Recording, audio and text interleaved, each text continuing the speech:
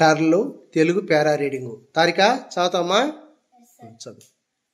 రామాపురం అనే ఒక ఊరు ఉంది. ఆ ఊరిలో ఒక చెరువు ఉంది. ఆ చెరువులో ఒక మొసలి ఉంది. మొసలి వలన అందరూ భయపడుతున్నారు. Very good. ప్రీతిక నువ్వు చదువు. అరకు గ్రామం కొండ లోయలో ఉంది. అక్కడ చాలా చల్లగా ఉంటుంది. వేసవిలో కూడా చల్లగా ఉంటుంది. అక్కడ వర్షాలు కూడా చాలా ఎక్కువగా పడతాయి. పిల్లలు, ప్రీతిక చదివిన దాంట్లో పేరాలో ఒక తప్పు ఉందిమా. ఎవరు చెప్తారు మా తప్పుని? చేతండి చూద్దాం.